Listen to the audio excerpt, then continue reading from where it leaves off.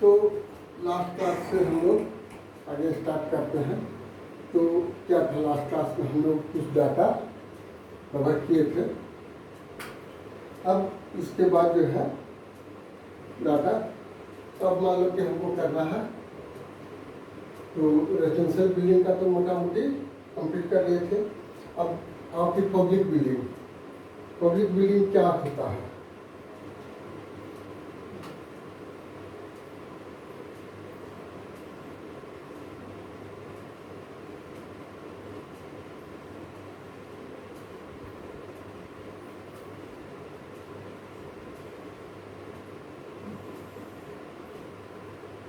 तो public building कई तरह का होता है। इससे इसमें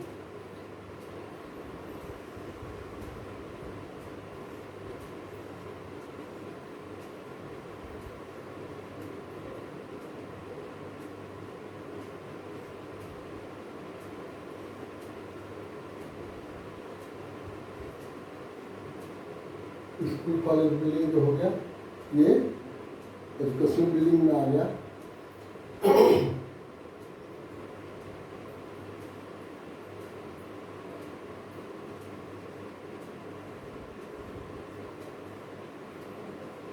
हॉस्टल पब्लिक बिल्डिंग में रेजिडेंशियल हो गया।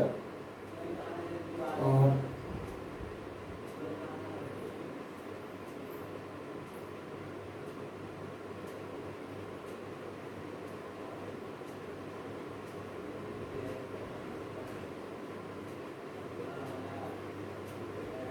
मार्केटिंग में जैसे मॉल आदि हो गया, मॉल हो गया, तो जनरली एक कॉमर्शियल बिल्डिंग कहलाता है।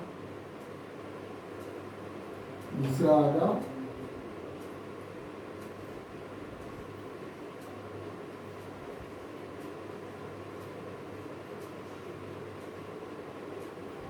Hospital building. तो इस तरह से ये सब पब्लिक बिल्डिंग का पार्ट है। अब इसमें है क्या चाहिए, बेसिक हमको ये दिमाग में, कोई बिल्डिंग अगर हमको प्लान करना है तो मिनिमम क्या रिक्वायरमेंट होगा किसी चीज़ का, इसके बारे में जानना होगा, दिमाग में रखना होगा। तो अब आते हैं एक एक पार्ट पर आते हैं। अगर हम कि स्कूल या कॉलेज बिल्डिंग है तो इसमें क्या है, तो जब हम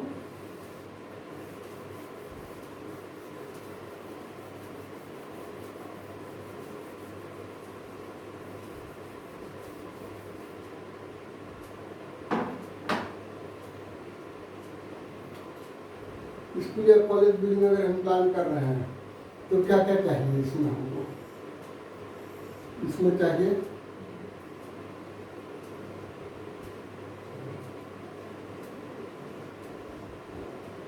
क्लासरूम, ठीक है। इसके बाद और क्या चाहिए?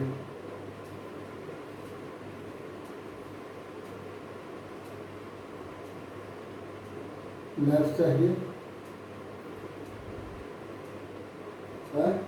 इसके बाद क्लासरूम हो गया, लैब हो गया, कॉमन रूम होना चाहिए,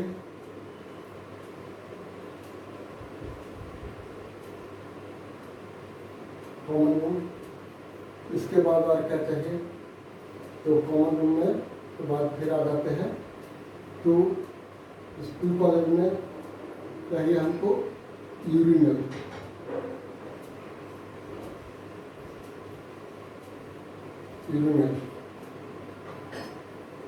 और वाटर क्लोजेट। बाथरूम भी चाहिए? नहीं, बाथरूम की आवश्यकता नहीं है, क्योंकि स्कूल कॉलेज में जाकर के जो है बाथरूम, वहाँ को नहाना धोना नहीं करेगा। हाँ ठीक है, गार्ड रहेगा या कुछ वहाँ का चौकीदार है, तो वो सब जो वहाँ से वहाँ रहेगा उसके लिए बाथरूम के प्रोविज़न हम कर देंगे। लेकिन नॉर्मली हमको स्कूल या कॉलेज बिल्डिंग प्लान करेंगे तो उसमें हमको क्लासरूम चाहिए, लैब चाहिए, कॉमन रूम चाहिए, यूरिनल चाहिए, वाटर क्लोजेट चाहिए, प्लस और क्या चाहिए? प्लस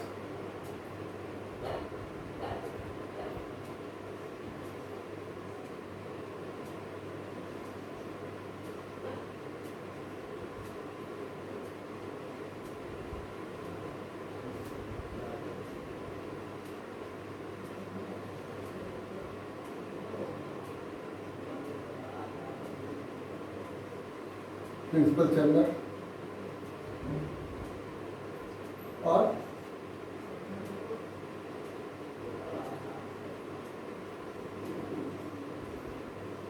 स्टाफ रूम, इतना चाहिए। तब जाकर के मेरा कंप्लीट होगा स्कूल बिल्डिंग।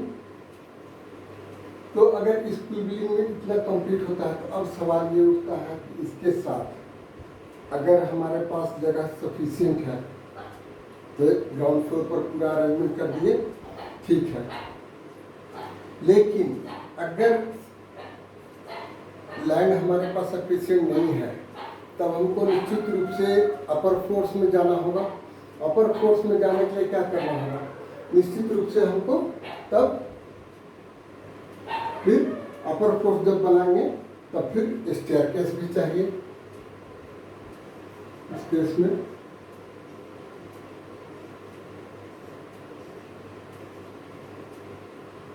स्टेयरकेस चाहिए। तो इस तरह से स्कूल कॉलेज का रिक्वायरमेंट फुलफिल हो गया। अब अगर हम हॉस्पिटल बिल्डिंग के लिए जाते हैं तो क्या होगा?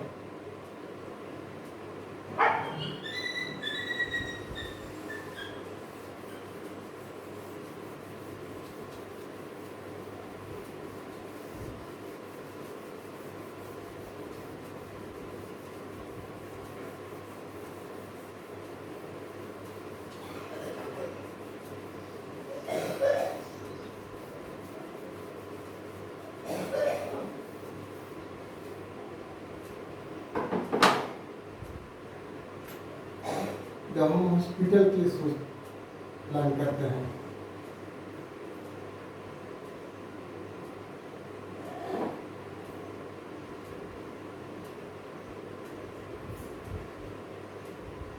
हॉस्पिटल, तब इसमें हमें क्या क्या चाहिए? ऐसे तो बड़े पैमाने का तो बहुत सारा चीज़ है, लेकिन जो मिनिमम है जैसे प्राइमरी हेल्थ सेंटर है और ये सब है, तो उसके लिए मिनिमम हमको क्या चाहिए?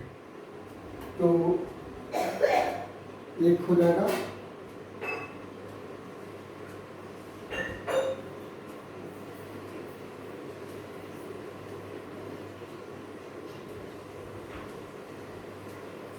वेटिंग एरिया,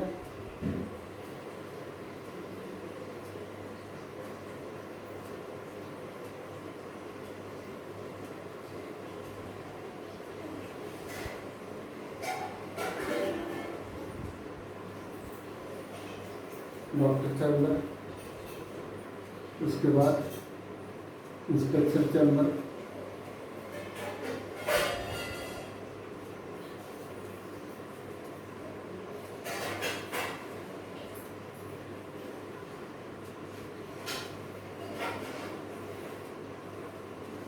इंस्पेक्शन चैम्बर हो गया। प्राइमरी हेल्थ सेंटर है तो वहाँ ड्रेसिंग आदि भी हो सकता है। तो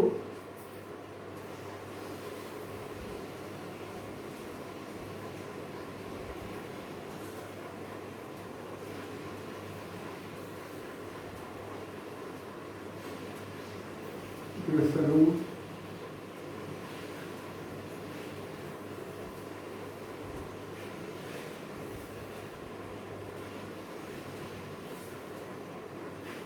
ड्रग स्टोर,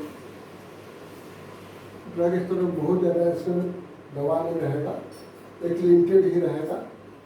जहाँ पर कि इसमें जब ये हो गया, ये इतना मेरा है कि सिर्फ आउटडोर पेशेंट आएगा, दिखलाया और चला गया।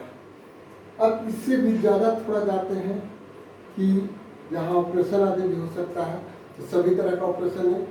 इससे सवाल ये है कि ऑपरेशन जहाँ होगा तो वहाँ तो बहुत तरह का चीज़ का ज़रूरत हो जाएगा, लेकिन ये आउटडोर पेशेंट के लिए।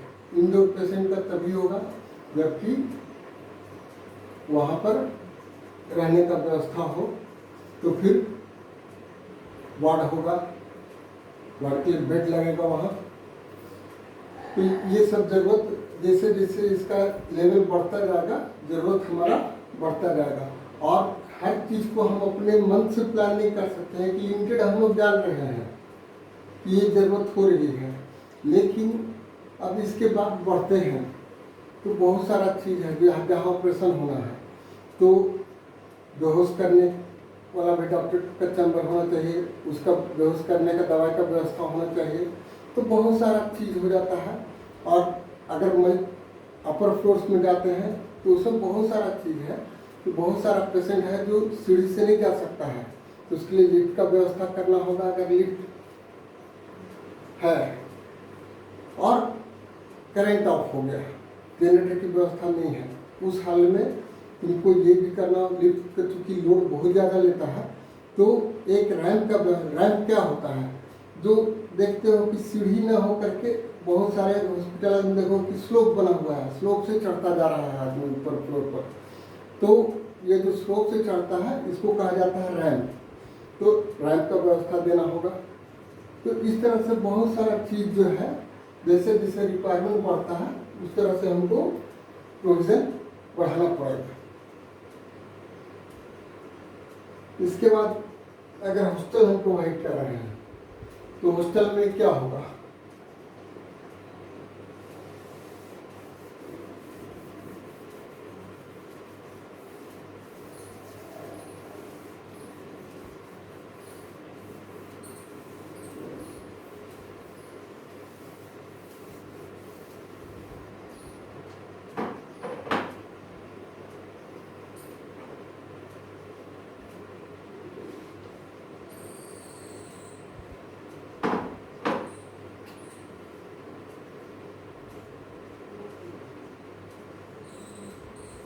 अगर हॉस्टल का कर रहे हैं तो रूम चाहिए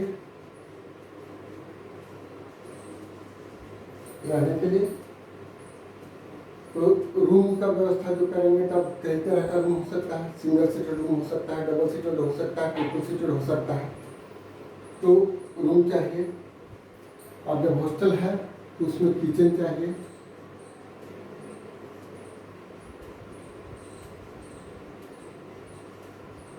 डाइनिंग स्पेस चाहिए,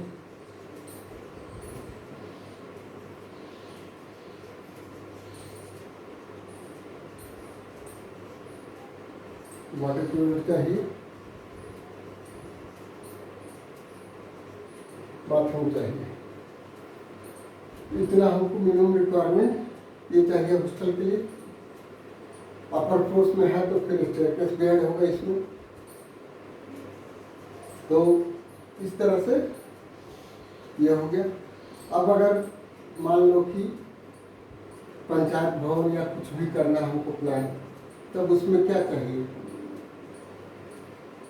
पंचायत भवन आदि के लिए, पंचायत भवन या गांव में कम्युनिटी हॉल आदि है या सामुदायिक भवन है, तो इसके लिए क्या चाहिए,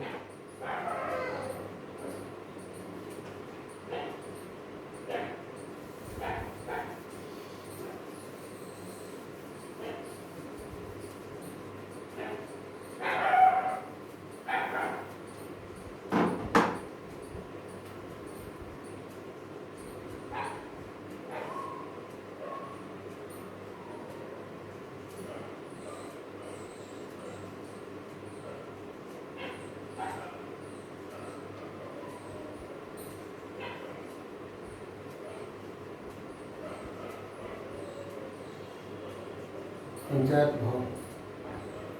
पंचायत भवन में कम से कम एक हो जाएगा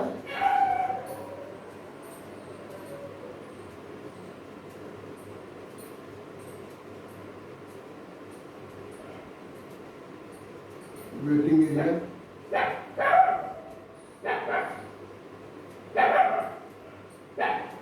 ऑफिस,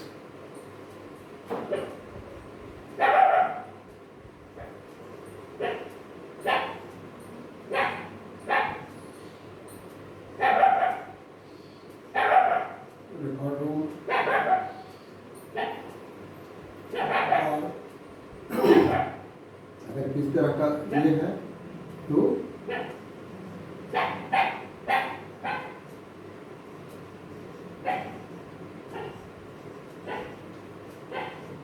मीटिंग हॉल का प्रोविजन को करना होगा। तो इस तरह से जिस तरह का बिल्डिंग का हम लोग को प्लानिंग करना है पब्लिक बिल्डिंग का, तो इस तरह का बिल्डिंग का हम लोग ये प्लानिंग करेंगे। तो मिनिमम रिक्वायरमेंट हमको दिमाग में रखना होगा।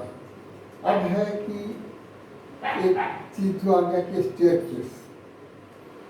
तो स्टेयरकेस में एक क्राइटेरिया है पब्लिक बिल्डिंग और रेजिडेंशियल बिल्डिंग के लिए कि दोनों का चौड़ाई कम से कम क्या होगा।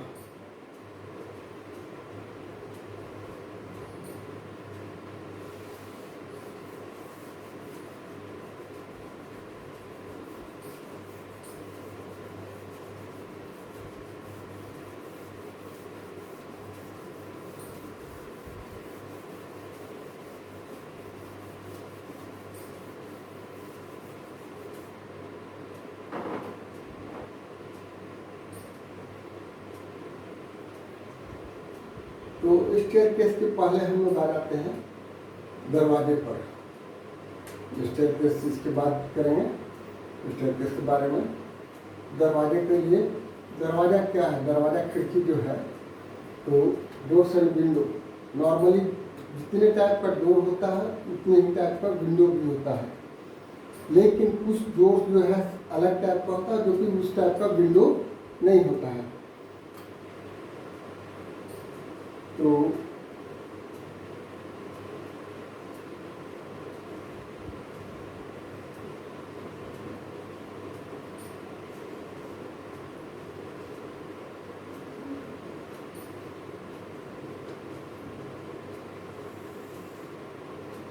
डोर्स एंड विंडोज, तो इसका बेसिक टाइप जो है जिसके बारे में हम लोग को पढ़ना है, तो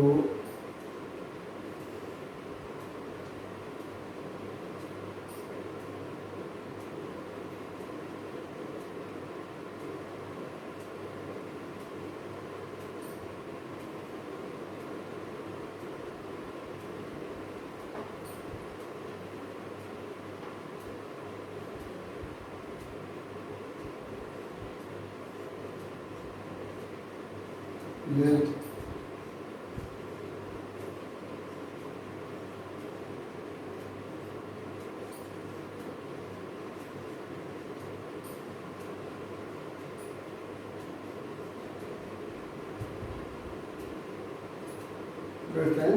बैटन। तो either ledge and batten door करीब करीब सब लोग देखे होंगे, या ledge brace and batten door भी करीब करीब सब लोग देखे हो। अगर पुराने घर गांव पर जो पुराना घर है उसमें ये जो दरवाज़ा है ये कॉमनली यूज होता था पहले। आज के समय में आउटडेटेड है, लेकिन ये भी श्योर है कि इससे मजबूत कोई दरवाज़ा नहीं होता है। इसके बाद दूसरा है हमारा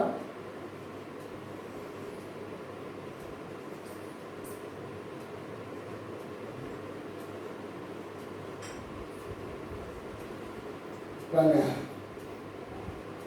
तो लेट ब्रेस्ट एंड बैटन हम यहाँ सीधे डब्ल्यू लिख दे रहे हैं। Door and window, panel, door and window. Next है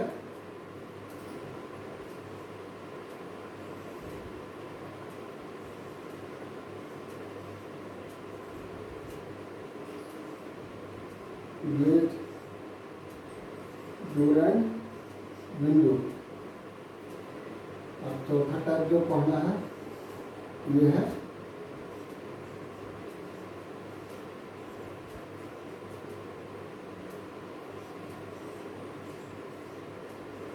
फ्लश डोर। इसका विंडो नहीं होता है फ्लश डोर का टाइप में। तो फ्लश डोर में फिर अगेन 3 टाइप हो जाता है। फ्लश डोर में होता है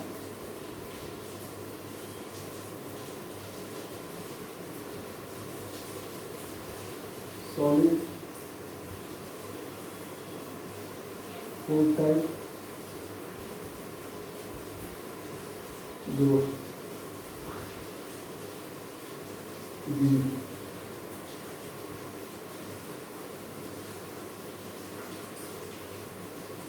hollow full type door in C.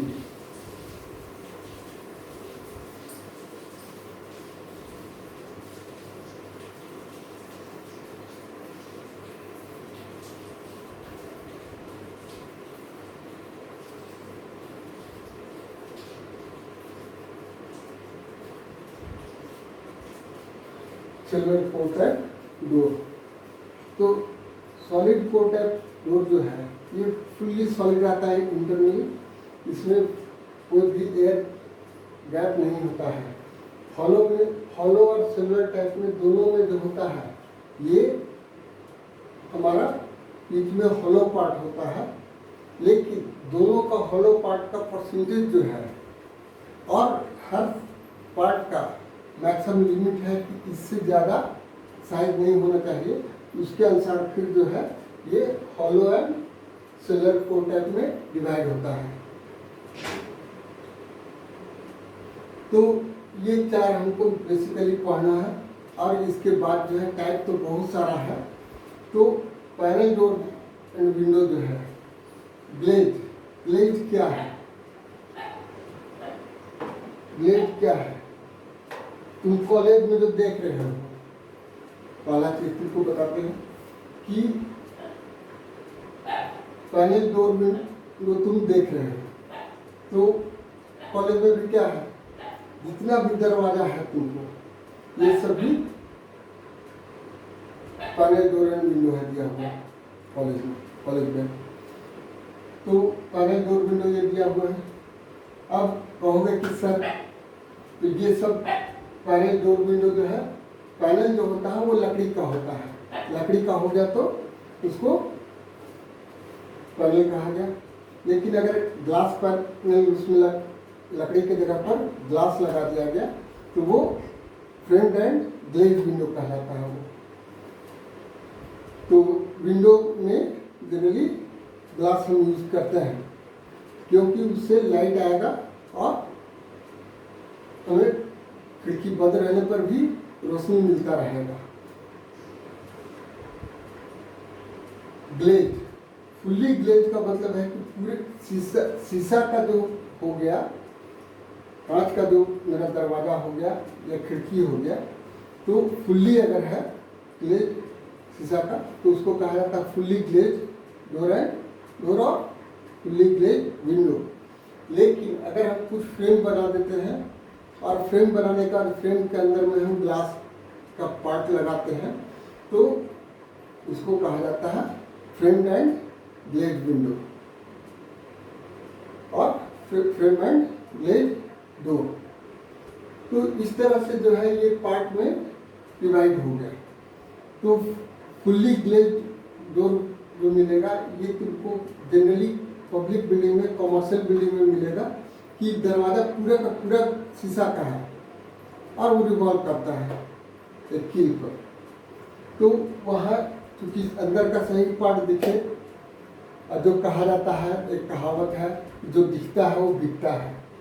तो इसलिए कॉमर्शियल बिल्डिंग में फुल्ली ग्लेज डोर दिया जाता है, लेकिन रेजिडेंशियल बिल्डिंग में ग्लेज डोर प्रोवाइड नहीं किया जाता है क्योंकि बहुत सारा चीज़ जो है या ऑफिस में फुल्ली ग्लेज नहीं यूज किया जाता है। पार्शली ग्लेज यूज कर सकते हैं लेकिन फुल्ली ग्लेज नहीं, क्योंकि यहाँ जो है फुल्ली ग्लेज यूज करेंगे तो अंदर कौन कौन बैठा, अगर मीटिंग चल रहा है तो वो प्राइवेसी खत्म हो जाएगी कि अंदर कौन कौन बैठा है। ये आदमी कुछ गेस कर सकता है, कुछ आदमी न्यूसेंस क्रिएट करने का प्लान कर सकता है। तो इसलिए ऑफिस अभी में फुल्ली ग्लेज डोर प्रोवाइड नहीं किया जाता है। तो पैनल डोर जो है, पैनल डोर जो है इसमें फ्रेम होता है और पैनल होता है। तो फ्रेम जो होता है, फ्रेम एक पार्ट हो गया। अब फ्रेम जब आ गया सब, तो फ्रेम जो है कोई भी खिड़की दरवाजा के लिए दो पार्ट है। खिड़की दरवाजा के लिए बेसिकली दो पार्ट है। इसका दो पार्ट कौन कौन है?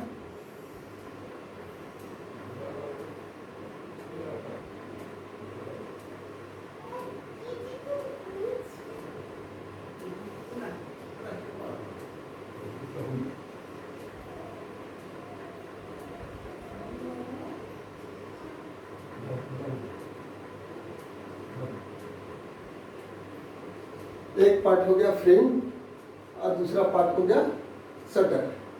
तो फ्रेम क्या है? चौखट जो है उसको कहा जाता है फ्रेम, और शटर जो है यानी कि पल्ला, जैसे ये पल्ला है जो खुल रहा है, तो इसको कहा जाता है शटर। और जो चौखट लगा हुआ है मेरा, इसको कहा जाता है फ्रेम।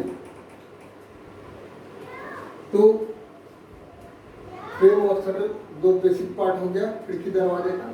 अब इसके बाद जो है, अब लेकिन यहाँ पैनल में जो है, शटर में जो है एक पार्ट होता है फ्रेम और दूसरा पार्ट होता है हमारा पैनल। यहाँ जो है leg, breast and back and door and window. तो leg, breast and back and door and window क्या है? बैक एंड का मतलब हो गया पटरा, पतला पतला पटरा हो गया, क्योंकि क्या है, दरवाजे का चौड़ाई जो है कम से कम जो मेरा है चौखट लेकर के वो 75 सेंटीमीटर होता है। तो 75, अब साइज जो हम बताएंगे कि क्या क्या साइज का दरवाज़ा यूज़ किया जाता है। खिड़की का साइज कुछ भी हो सकता है। नॉर्मली खिड़की का साइज जो है ऊंचाई 1.2 मीटर, नॉर्मली हम लोग 1 और 1.2 मीटर लेते हैं।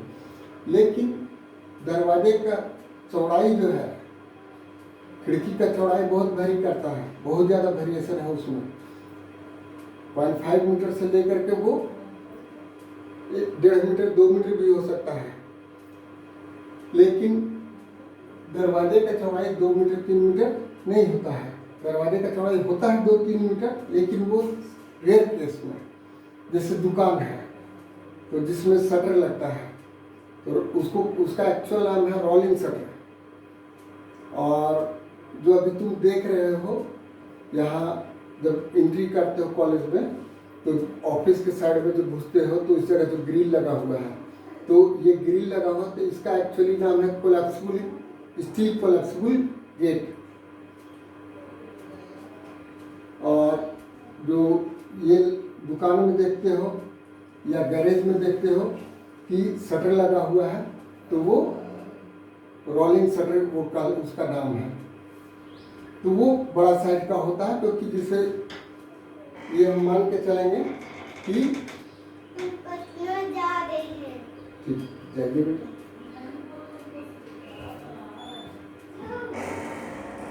तो अब है कि सीधी सी बात आते हैं, हम लोग इस पार्ट पर आते हैं, leg, breast and back and door. तो leg, breast and back and door जो है, ये मेरा कैसे बनेगा? तो कई पटरा का साइज तो कोई जरूरी नहीं है कि हमें 75 सेंटीमीटर का, नॉर्मली 75 सेंटीमीटर से 1.2 और 1.5 मीटर तक जनरली हम दरवाज़ा देते हैं। रेयर केस में ही 1.5 भी देते हैं। जनरली 1.2 मीटर के बाद मैक्सिमम दरवाज़ा क्लोज हो जाता है। उसके बाद जो है 1.5 रेयरली दिया जाता है। तो leg, breast and back and door, तो बैक एंड जो है पटरा हमको मिलेगा क्या? पहले ठीक है पुराना पेड़ रहता था, आज भी फॉरेस्ट्री डिपार्टमेंट से जो मिलता है तो मोटा है, लेकिन उसमें कितना पटरा मिलेगा हमें, जो कि 1 फीट का या 2 फीट का रहे, यानी 30 सेंटीमीटर 60 सेंटीमीटर का रहे, बहुत कम रहेगा। तो आरा मशीन में जाओगे, वहाँ तुमको जो पुराना देखोगे कि लकड़ी रखा हुआ है, उससे जल्दी काट के देना नहीं चाहेगा। वो तुमको कहेगा कि वो बहुत कॉस्टली भी बताएगा, और दूसरा जो है वो रेट बहुत कम रेट में देगा। तो वो क्या है, वो चोरी करके ले आता है, रात में काट लिया जंगल से और उसको चीर करके वो दे दिया। और दिखाने के लिए उस पर जो फॉरेस्ट्री डिपार्टमेंट से जो परचेज किया जाता है आराम मशीन द्वारा, तो उस बोटा में लकड़ी का जो पीस रहता है, उसमें लकड़ी का पीस को हम बोटा कहते हैं। तो लकड़ी का जो पीस है उसमें नंबरिंग किया हुआ है, वो रजिस्टर्ड है, उसने परचेज किया फॉरेस्ट्री डिपार्टमेंट से। लेकिन जो तुमको दूसरा लकड़ी का पार्ट से काट के देगा, उसमें कोई नंबरिंग नहीं है, यानी वो निश्चित रूप से वो चोरी का है, और वो लकड़ी कच्चा भी रहेगा। तो उसके लिए जो है, तो नॉर्मली तुमको जो मिलेगा, कहो कि 20 सेंटीमीटर या 30 सेंटीमीटर तक मैक्सिमम मिलेगा मार्केट में पटरा। तो 30 सेंटीमीटर, और तुमको चाहिए 75 सेंटीमीटर का, तो निश्चित एक पटरा में तो होगा नहीं, एक से ज़्यादा पटरा चाहिए। तो अब ये जो है एक से ज़्यादा चाहिए, तो इसके लिए हमको चाहिए कि छोटा छोटा पटरा को हम जोड़ दें। तो छोटा छोटा पटरा को जोड़ेंगे तो कैसे जोड़ेंगे, जोड़ने के लिए तो फिर एक पीछे से बीट देना होगा, जो कि हॉरिजॉन्टली दें, तभी वो एक लेवल में पड़ा स्थिर रहेगा।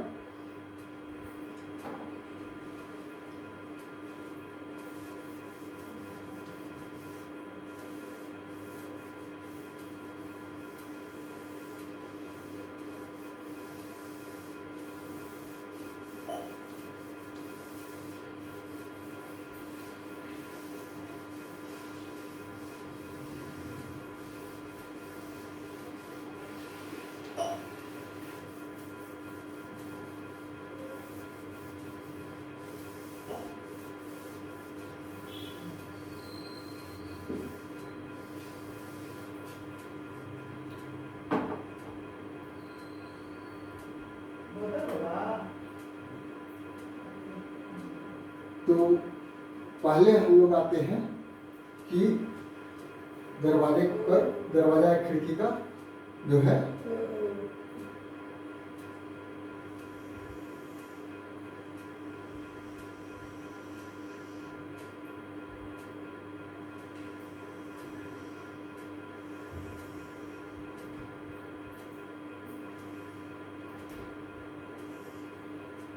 ये हम देते हैं FL, floor level. Floor level होता है नीचे में। अब इसके ऊपर ये दरवाजा है मेरा, तो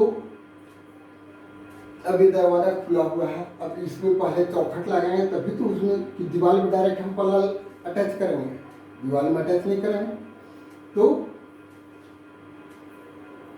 दरवाजे में जो होता है, इसका चौखट जो होता है यानी फ्रेम,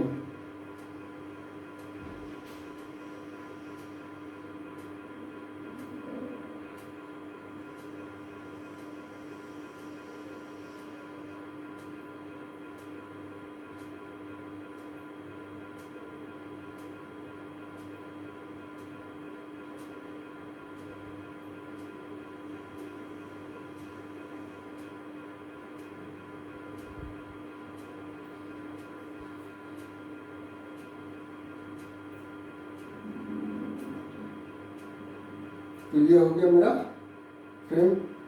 तो फ्रेम जो हुआ ये इस तरह से दिखेगा।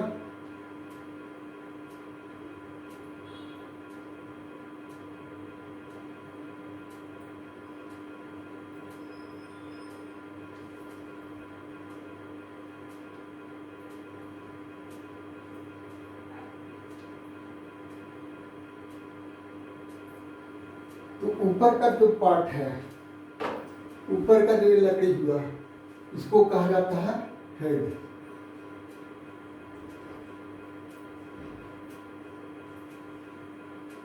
ठीक है।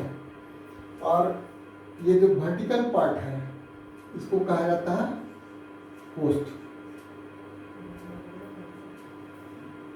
तो दिखने के लिए कंटिन्यू दिखता है यहाँ से यहाँ तक हेड, और पोस्ट इसके अंदर घुसा हुआ रहता है। तो ये हेड एंड पोस्ट दो पार्ट हो गया डोर का केस में। विंडो रहेगा तो नीचे भी एक लकड़ी रहेगा। गांव में अगर पुराना घर देखे होंगे तो उसमें देखते हो कि चौखट नीचे भी दिया हुआ है। तो नीचे जो चौखट दिया हुआ है तो सॉरी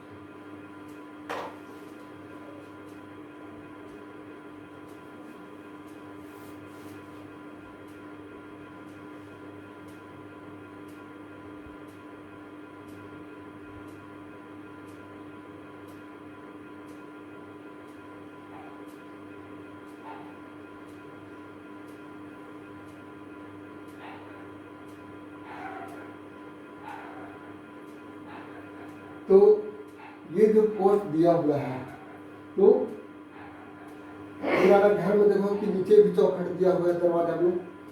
तो जो नीचे चौखट होता है उसको कहा जाता है सील। तो पहले ये दिया जाता था, लेकिन आज के समय में सील नहीं दिया जाता है। लेकिन पहले का सील देने का कारण था कि फ्लोर बहुत बढ़िया क्वालिटी का पहले नहीं होता था फ्लोरिंग।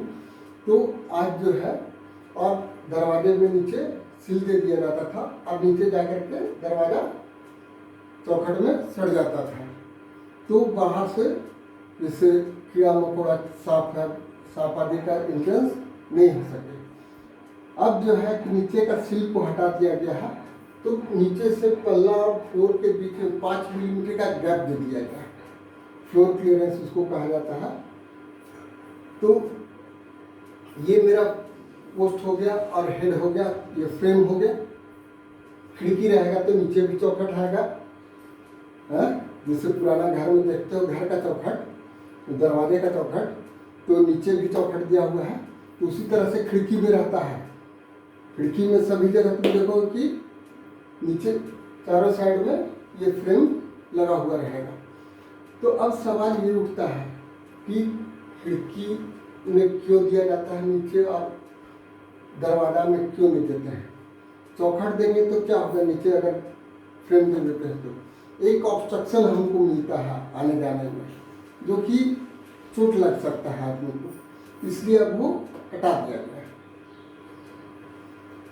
अब ये चौखट तो हो गया, ठीक है। लेकिन अगर यहाँ पर हम शटर लगाते हैं, शटर लगाए इसमें, तो शटर लगाएंगे तो ये मेरा शटर किस साइज का होगा। तो शटर जो होगा वो साइज डिफर करेगा धीरे धीरे। तो अब इसमें चौखट में भी एक चीज होता है जिसको कहा जाता है रिवेट।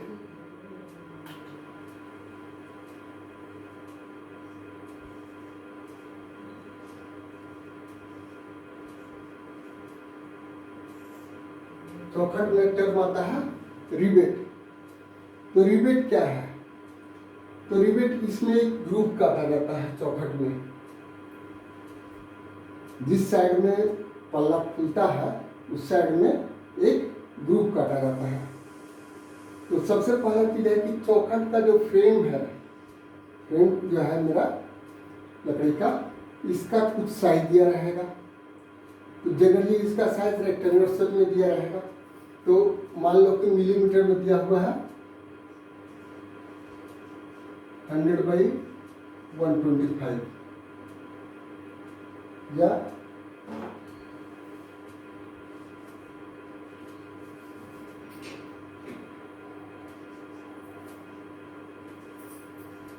75/125 फ्रेम का साइज दिया हुआ है। तो अब ये जो है साइज, तो पहला चीज है कि ये चौखट जो है बनाएंगे तो ये दीवार में फिट कैसे होगा, कौन सा साइज किधर होगा है। तो अब इसमें देखो कि एक हो गया, एक पार्ट हो गया छोटा है और दूसरा पार्ट बड़ा है। जो हायर डायमेंशन है उसको हम रखेंगे या तो लेंथ के पैरेलल, एक एक पार्ट पर आते हैं तब जल्दी समझोगे। पोस्ट है, पोस्ट में जब ये हम फिट कर रहे हैं तो ये हो जाएगा हायर डायमेंशन जो होगा ये हमारा वॉल थिकनेस के पैरेलल रहेगा हायर डायमेंशन, और लोअर डायमेंशन जो होगा वो वॉल लेंथ के पैरेलल होगा। अब जैसे एक मतलब तुमको समझाते हैं कि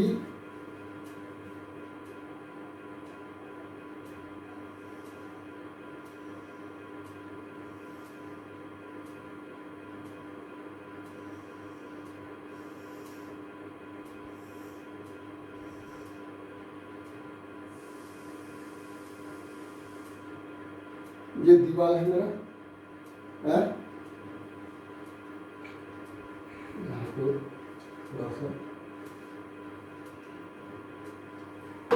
सीट पर लग रहा है।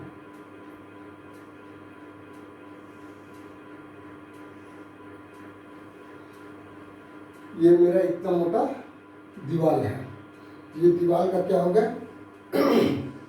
थिकनेस हो गया।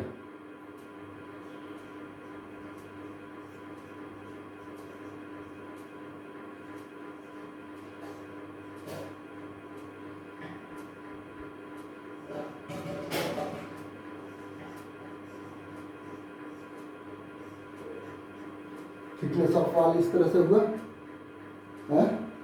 अब यहाँ पर हम पोस्ट दे रहे हैं।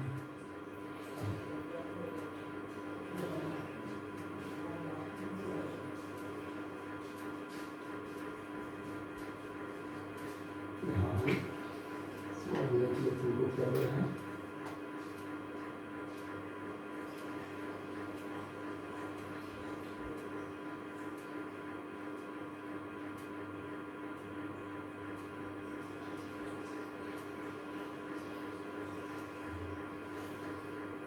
इस तरह से पोस्ट दिए। तो ये हो गया मेरा 75 और ये हो गया 125 mm।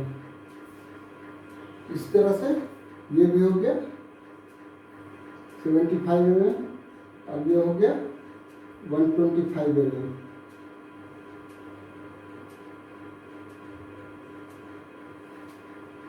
तो यानी कि हायर डायमेंशन क्या हो गया, वॉल थिकनेस के पैरेलल हो गया, और लोअर डायमेंशन जो होगा वॉल का लेंथ तो इस तरह से है तो वॉल लेंथ के पैरेलल हो गया लोअर डायमेंशन, और वॉल थिकनेस के पैरेलल हो गया हायर डायमेंशन फ्रेम का।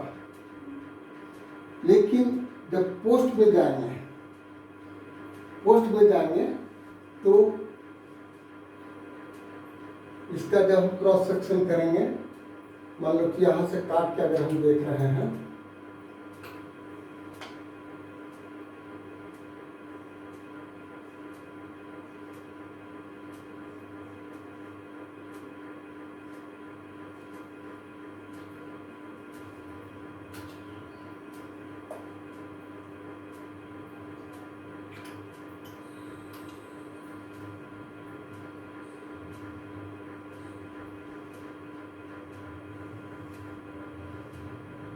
ये हो गया वॉल ऊपर की ओर, और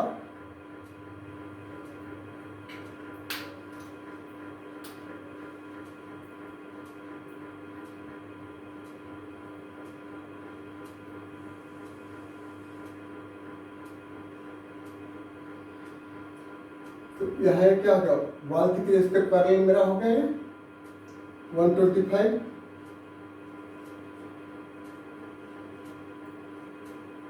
और 75 जो हो गया इसके परपेंडिकुलर डायरेक्शन में मेरा ये है। तो यहाँ वॉल लेंथ है, लेकिन यहाँ पर जो है हेड का केस में, इस हेड का केस में जो है जो स्मॉलर डायमेंशन रहेगा फ्रेम का, वो वॉल हाइट के पैरेलल होगा लोअर डायमेंशन, और हायर डायमेंशन जो होगा वॉल थिकनेस के पैरेलल होगा।